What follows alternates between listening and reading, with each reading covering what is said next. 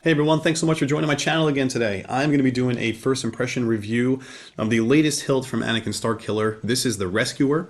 This is the hilt that Luke Skywalker had in the Season 2 finale of The Mandalorian.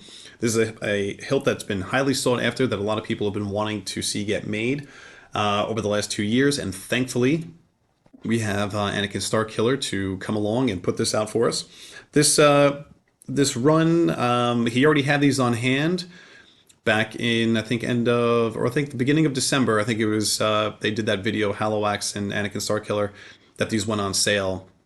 I think we started getting like little previews of it prior to that, but it finally got released, and they showed it off on that video. You could look that one up on Haloax's channel. I believe Starkiller actually has his already painted, so you can see what that looks like. Right now, I'm just going to show you the kit that came with everything, the accessories and all that. I gotta love Starkiller, still shipping everything out in the white boxes, the white cardboard boxes. I love that. I know everyone nowadays, a lot of these vendors have these it's really nice, like fancy saber boxes, presentation boxes, if you will, that all these hilts go in. And I love that Starkiller still sends things out in the white cardboard box. It just brings me back to when I first got into making hilts, and that's all that sabers came in were these these white little boxes, shipping boxes. So with that, I'm going to kind of go over the Rescuer itself, and then afterwards, I'm going to do a little side by side with Starkiller's his latest hero that he put out a couple of years ago. I'll do a little side by side so you can kind of see some of the differences between the actual Return of the Jedi hilt and the Rescuer hilt. These are technically two different hilts. The measurements are different. The sizes are slightly different. The rings are symmetrical, which you will see. And then also the different pieces that come with it as well, because there's an FX version, there's an FX top to this as well as a static top. So I'll kind of go over that as well. All right, so right now we're just going to go to a familiar looking view of all this. I'm just going to do a little top down version. So just hang on 1 second and I'm going to get that going. Okay, so this is everything that comes with the Rescuer. All right, so like I said before, you have two tops to this hilt. You have the actual the static top. I believe this was the belt hanger for Luke's hilt. And then you have this FX version, which, as you can see, the rings are much thicker.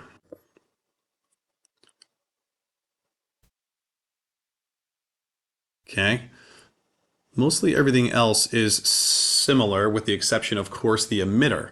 Right? So if we look at the emitter of these two, you'll see the much wider and extended top, the mouth of it. It almost looks, it's instead of the nipple that we have, right? And this is not removable. This is all one piece here. Whereas this actually unscrews. All right, we'll do that. I'll show that off more in a second. All right.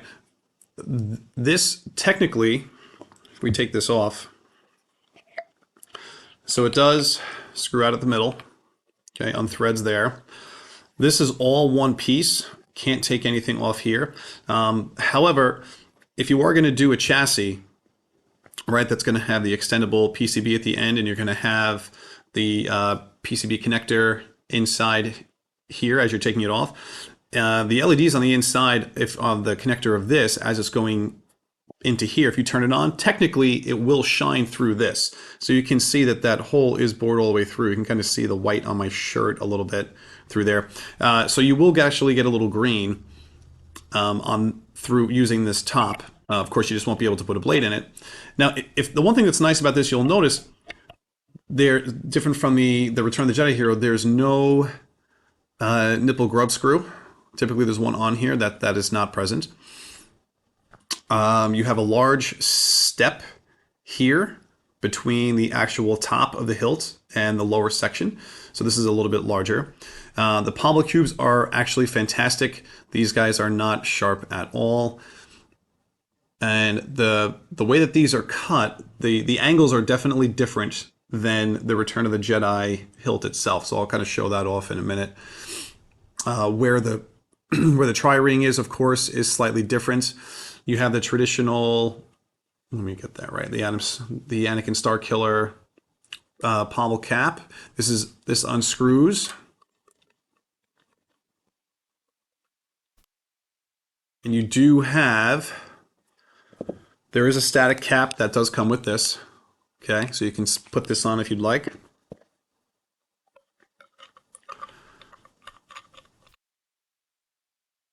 I believe that's the only piece that unscrews on the bottom here.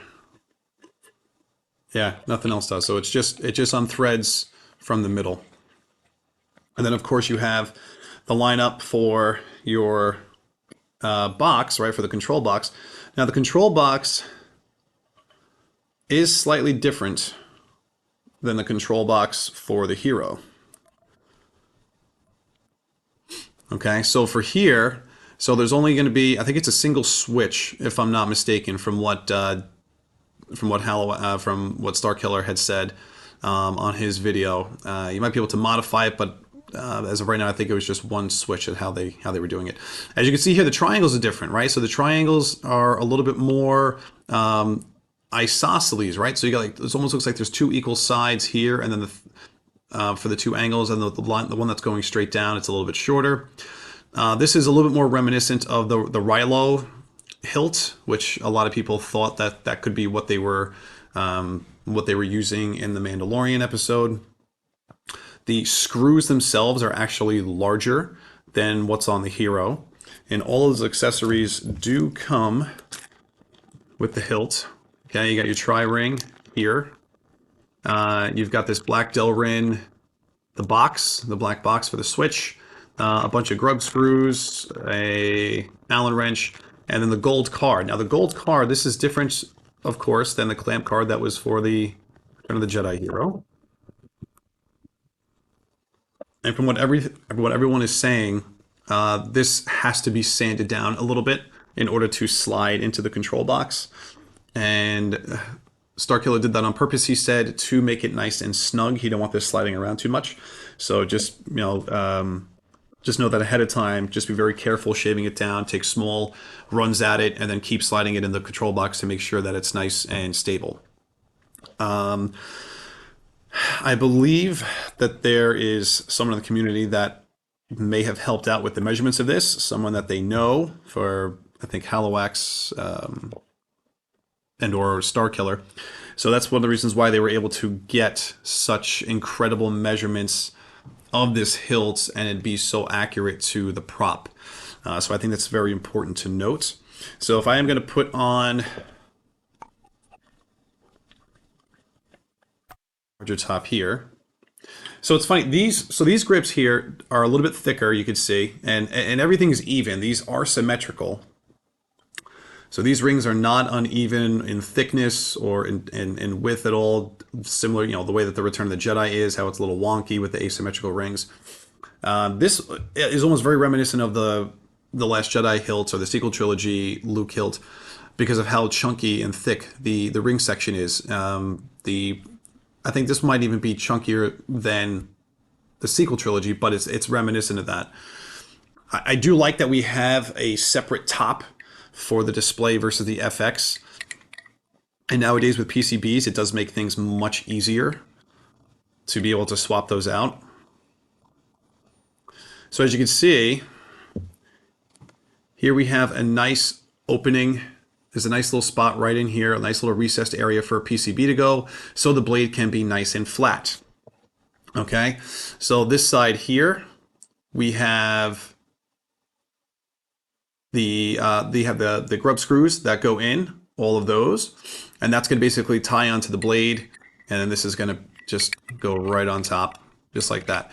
You can see the blade depth is a lot better than on your typical Return of the Jedi hilts because this extra mouthpiece that comes up definitely helps grip everything a lot easier. So everything that I'm seeing right now, it's really going to be hard, I think, to top this. I don't think anyone else has put a rescuer around at this point in time, or at least that's what we're coining it as the rescuer. But a Luke hilt from the Mandalorian episode, I think this is a great work from the resources that they got this from. I really don't think you're going to get someone that's going to beat this out.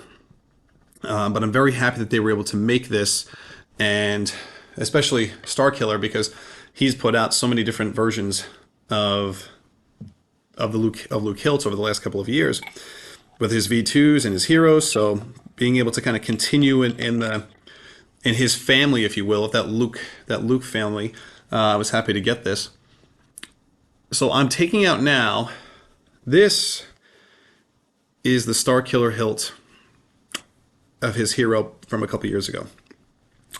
And I just wanted to show off the different sizes here. So as you can see, there's a slight height difference in the Return of the Jedi hilt versus the Rescuer.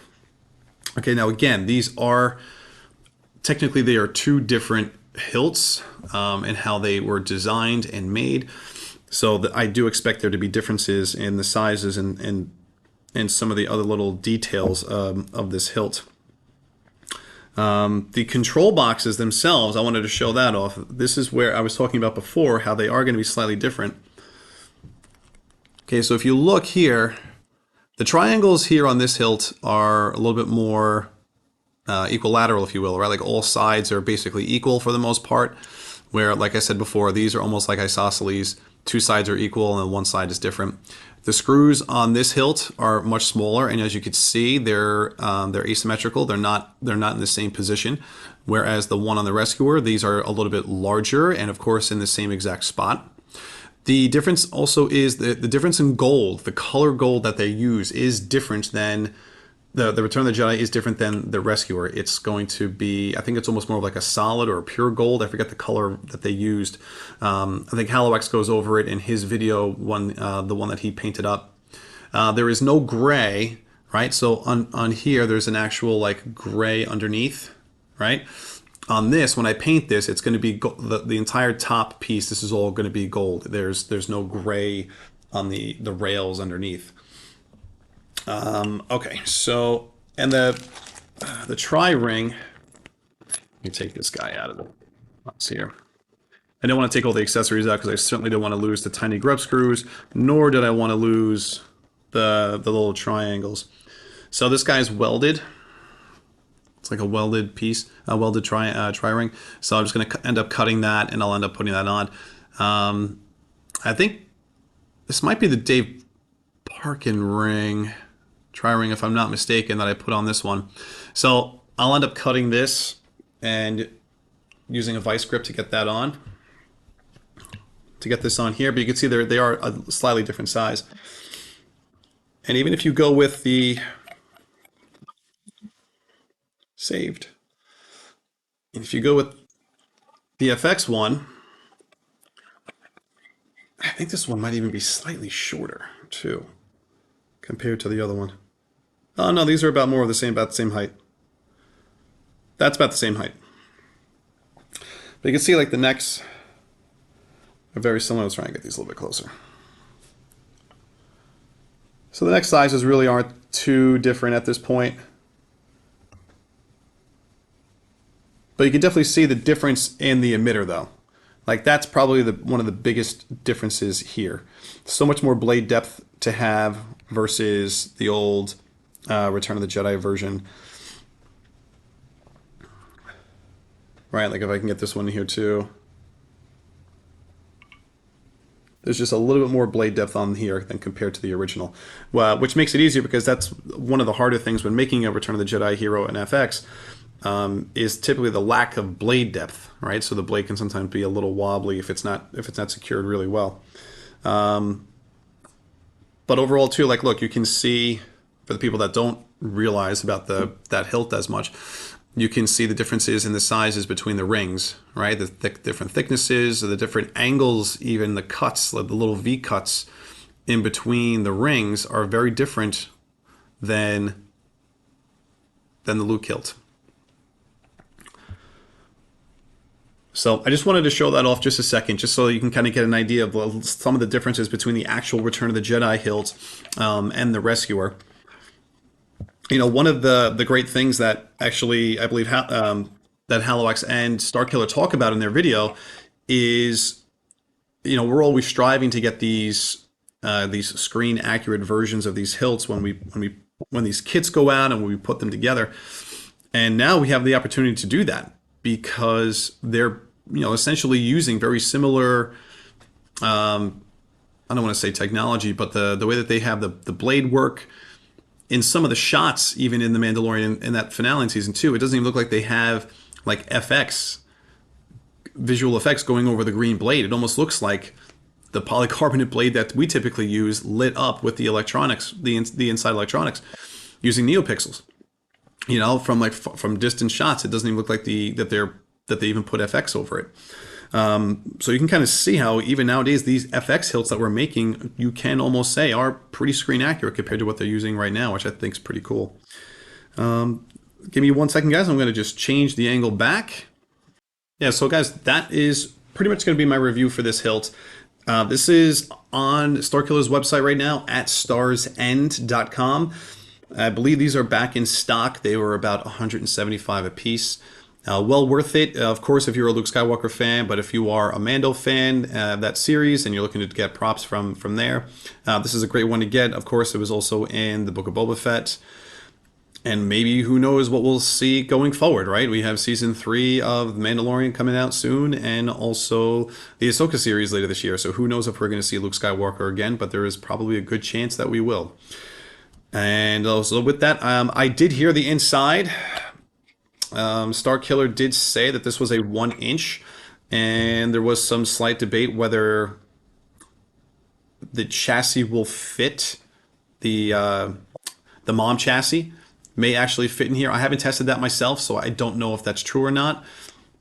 I'm sure there are already chassis out there for this. I have not purchased one myself yet. I'm still working on a couple of other projects, but this one is definitely going to be coming up soon for me. I'll be interested to get this working. I'm hoping that somebody actually makes a really nice control box PCB to get everything to fit in there. So guys, with that, thank you so much for watching. If you guys have any questions or anything about the hilt, please write them down below. And I look forward to the next review. Take care, guys.